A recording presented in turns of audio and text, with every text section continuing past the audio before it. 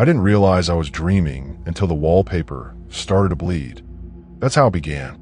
Not with a scream, not with shadows in the corner of my eye, but with something so subtle, so mundane, that at first I thought I'd imagined it. My name is Evelyn, and this isn't just a story, it's a confession. What happened to me over the past 3 months has made me question everything: reality, memory, even identity. And now, as I sit here recording this, I can't help but wonder if you'll believe me. Or worse, if you already know something about what I'm going to tell you. It all started when I moved into my grandmother's old house after she passed away. She left it to me in her will, along with one strange stipulation: do not enter the upstairs bedroom under any circumstances. Of course, being human, that only made me more curious. But curiosity, as they say, comes with consequences. The house itself felt alive from the moment I stepped inside. Its creaking floors sounded like whispers. Its drafty windows moaned in the night. Still, there was something comforting about the place. A faint scent of lavender lingered in every room, reminding me of her warm hugs and stories by the fireplace. Except for the upstairs bedroom. That door remained locked, heavy with an aura of dread I couldn't explain. One night, unable to sleep, I wandered through the dimly lit halls. Something pulled me toward that forbidden room. Maybe it was grief, maybe it was defiance, or maybe, just maybe, it wasn't me making the decision at all. When I reached the door, I hesitated. Then, almost instinctively, I reached into my pocket and pulled out a key I hadn't noticed before. It fit perfectly into the lock.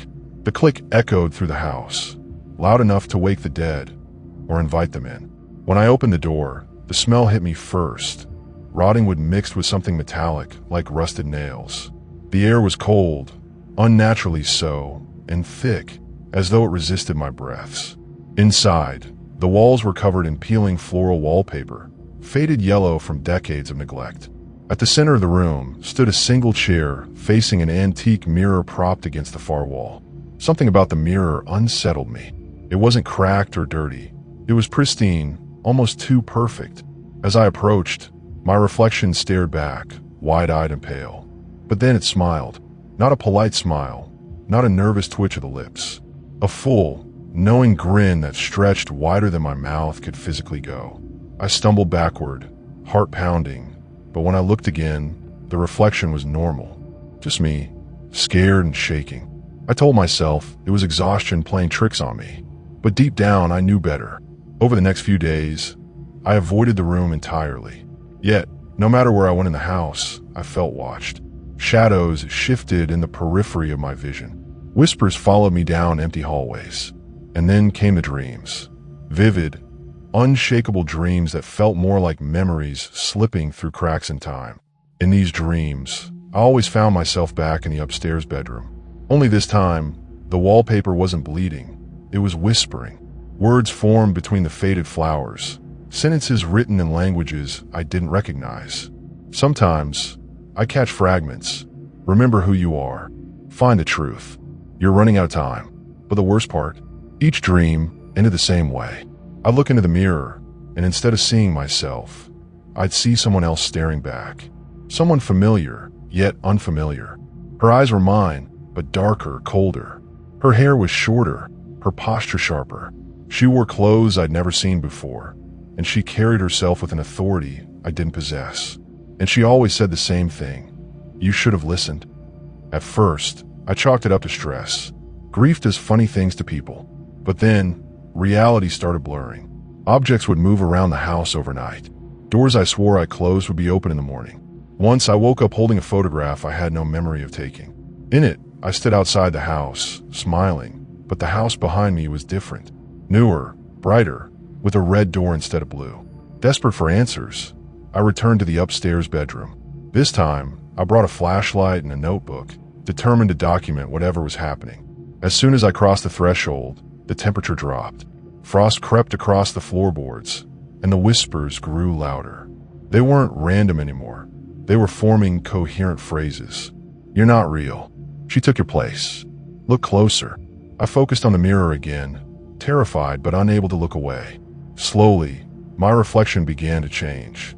My face aged rapidly. lines etching themselves into my skin. My hair turned gray, then white. My body shriveled, collapsing inward until all that remained was a skeleton. And then, just as suddenly, the image reversed. A younger version of myself appeared in the glass. She looked healthy, vibrant, alive. Too alive. She leaned forward, pressing her palms against the surface of a mirror as if trying to break through. Her lips parted, and she whispered two words that sent chills down my spine. "It's me." Before I could react, the room spun violently, and I blacked out. When I woke up, I was lying on the floor. The mirror was gone, replaced by a blank wall. For a moment, I thought it had all been a hallucination, until I saw the note pinned to the wall where the mirror had been. Written in shaky handwriting were 3 sentences. "You were never supposed to come here. This isn't your life. She's still waiting." Who is she? And why does hearing those words make me feel like I've forgotten something important? Something vital? I didn't move from that spot for hours. The note felt like a weight in my hands, each word pressing heavier on my chest than the last. This isn't your life. What did it mean? Was I living someone else's existence? And if so, whose? The questions gnawed at me until I couldn't stand it anymore. I needed answers, concrete ones. So I started digging. Not physically, but mentally. I forced myself to recall every detail about my childhood, my parents, my grandmother, anything that might explain why I'd inherited this house with such an ominous warning. But the more I tried to remember, the hazier things became. It was as though my memories were being erased or rewritten. For instance, I couldn't picture my mother's face clearly. No matter how hard I concentrated, her features blurred together like watercolors left in the rain. And my father? I wasn't even sure he existed. There were no photos of him anywhere in the house, no letters or mementos. Just silence, as if his presence had been scrubbed clean from history. Then there was my grandmother. She used to tell me stories when I was little, fantastical tales of parallel worlds and alternate lives. At the time, I thought they were just bedtime fables meant to spark imagination. But now, sitting alone in her cold, decaying house, those stories took on a sinister tone. One story, in particular, kept replaying in my mind. In another world, she'd say, "You live a different life. You make different choices. Sometimes, those choices lead you here to me." She always ended with a cryptic smile, adding, "But be careful, Evelyn. Some doors shouldn't be opened twice." Back then, I dismissed it as nonsense. Now, I wondered if she'd been trying to warn me, if she knew something I didn't. Determined to uncover the truth, I began searching the house for clues. Every drawer, every closet, every hidden compartment. I scoured them all. Most yielded nothing but dust and faded photographs. But one discovery stopped me dead in my tracks. Tucked inside a hollowed-out book in my grandmother's study was a journal. Its leather cover was worn and cracked, its pages yellowed with age. On the first page, written in the same shaky handwriting as the note in the upstairs bedroom, were 2 words: her diary. My hands trembled as I flipped through the entries. They were dated sporadically over several decades, some barely legible due to smudged ink or tear stains. But the content, it chilled me to the bone. The writer, presumably my grandmother, spoke of watching her grow up, of seeing fragments of herself reflected in another person's life, of knowing, deep down, that something was wrong. Over and over, she wrote the same phrase: "She's not who she says she is." At first, I assumed she was talking about me. After all, the upstairs bedroom had been off limits to everyone. Maybe she suspected I'd find it eventually and left these breadcrumbs for me to follow. But as I read further, the narrative shifted. Entries began referencing arguments with someone named Margaret, a woman described as both identical and alien. A doppelganger. My grandmother accused Margaret of stealing pieces of her life, erasing memories, replacing people. She claimed Margaret had infiltrated their family years ago, taking her place seamlessly while the real her faded into obscurity. By the final entry, the writing was frantic, almost illegible. I see her everywhere now, in the mirror, in photographs, in my own reflection. She watches me, waiting for me to disappear completely. I don't know how much longer I can hold on. If you're reading this, Evelyn, please, find her. Stop her before she takes everything. The journal fell from my hands, landing with a dull thud on the floor. My heart raced as I pieced it together. Margaret, the woman in the mirror, the whispers in the wallpaper. They were all connected. But what did it mean? Was I Margaret? Or was I Evelyn? That night, sleep eluded me. I sat in the dim glow of a desk lamp, staring at the journal, willing it to reveal more secrets. Around midnight, I heard footsteps coming from upstairs. Slow, deliberate steps echoing through the empty halls. I froze. I was alone in the house. Or at least I thought I was. The footsteps led to the upstairs bedroom. Against every instinct screaming at me to stay put, I grabbed the flashlight and followed. When I reached the door, it was slightly ajar, creaking softly as though inviting me in. Inside, the room was different. The frost-covered floorboards were gone, replaced by polished hardwood. The peeling wallpaper had transformed into sleek, modern paint. Even the air smelled fresh, like lavender mixed with rain. And there, standing in front of the mirror, was her. She looked exactly like me, but sharper, colder. Her posture radiated confidence. Her eyes gleamed with a predatory intelligence. She turned slowly, meeting my gaze without flinching. "You finally came," she said, her voice smooth and calm, yet laced with menace. "Who are you?" I demanded, clutching the flashlight like a weapon. She tilted her head, studying me as though deciding how much to reveal. Finally, she spoke. "I'm you. Well, the version of you who made better choices, who fought harder, survived longer." I shook my head, refusing to believe her. "No, that's impossible." Her lips curled into a cruel smile. "Is it? Think about it, Evelyn. How many times have you felt out of place?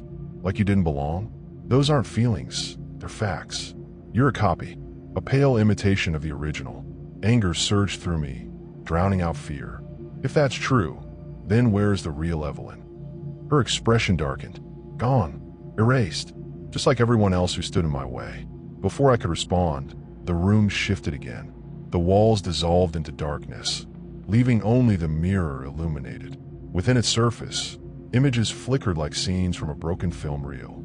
I saw flashes of my childhood, but distorted. Different houses, different faces, different outcomes.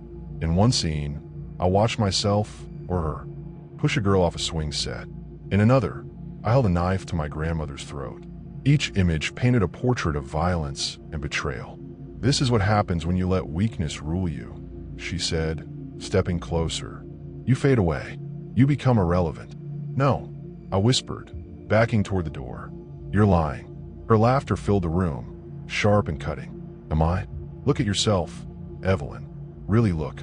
Against my will, I glanced into the mirror. My reflection stared back, but it wasn't mine. It was hers. Cold, calculating, victorious. Panic gripped me. I turned to run, but the door slammed shut. Trapped, I faced her once more. "There's no escape," she said, advancing. "Not for you." The room seemed to shrink around me, the walls closing in like a vice. Her presence was suffocating, her gaze piercing through my defenses as though she could see every lie I'd ever told myself. "You're wrong," I said, my voice trembling but defiant. "I'm not weak.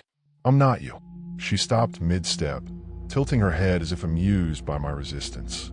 "Oh, Evelyn," she sighed, her tone almost pitying. "You've been running from yourself for so long that you don't even recognize the truth anymore. But it's time to stop pretending." Her words hit me like a punch to the gut. For a moment, doubt crept in. What if she was right? What if everything I thought I knew about myself, the memories, the choices, the life I'd built, was just an illusion? But then something inside me snapped. "No," I said, louder this time. "If I'm a copy, if I'm irrelevant, then why am I still here? Why haven't you erased me yet?" For the first time, her composure faltered. A flicker of uncertainty crossed her face before she masked it with a smirk. "Because you're stubborn. Pathetic, really. You cling to things that don't matter. People who aren't real. It's exhausting." Her words stung, but they also ignited a spark within me. If she saw my persistence as a flaw, maybe it was actually my strength. Maybe I'm not supposed to be perfect. I shot back. Maybe being flawed is what makes me human. Her eyes narrowed, and for a split second, I saw fear flicker in their depths. Fear of me. Before she could respond, the mirror behind her began to ripple, its surface undulating like liquid glass. Images flashed across it again, but this time, they weren't violent or cruel. They were fragments of my life. Real moments, genuine emotions. Laughter shared with friends. Quiet nights spent reading under the covers. Even small victories, like finally fixing the leaky faucet after 3 failed attempts. And then, one image stood out above the rest. My grandmother, smiling warmly as she held my hand. In that moment, I felt her love, not just for me, but because of me. Not because I was flawless, but because I was hers. Tears welled up in my eyes, and I realized something profound. I didn't need to prove anything to Margaret or to myself. My existence wasn't defined by perfection or power. It was defined by connection, by love, by the messy, imperfect beauty of simply being alive. Margaret must have sensed the shift in me because her expression darkened. She lunged forward, reaching for me, but I sidestepped her grasp and slammed my palms against the mirror. "I reject you," I whispered, my voice steady now. "I reject your lies, your manipulation, your hatred. You're not me. You never were." The mirror shattered instantly, shards exploding outward like frozen rain. Margaret screamed, a sound both furious and terrified, as the fragments engulfed her, pulling her into the void beyond the glass. The room collapsed into chaos, walls crumbling, air swirling violently. I braced myself, closing my eyes as the world dissolved around me. When I opened them again, I was lying on the floor of the upstairs bedroom. The mirror was gone, replaced by a blank wall. Sunlight streamed through the window, warm and golden. For a moment, I wondered if it had all been a dream. But then I noticed the journal clutched in my hands. Its pages were blank now, wiped clean of any trace of Margaret's words. Only one sentence remained, scrawled hastily in ink that looked eerily familiar. "Remember who you are." I smiled softly, clutching the book to my chest. Whatever battle I'd fought, whatever darkness I'd faced, it was over. Or so I thought. As I stood to leave, I caught a glimpse of my reflection in the hallway mirror. My hair was shorter than I remembered, my posture sharper, and when I blinked, I swore I saw someone else staring back at me. Someone colder, someone stronger, someone who smiled knowingly before fading away. Would this story leave you questioning reality? Would you rewind to catch the subtle clues woven throughout? Or would you find yourself staring into your own reflection, wondering which version of you is truly real? After all, isn't that the scariest question of all?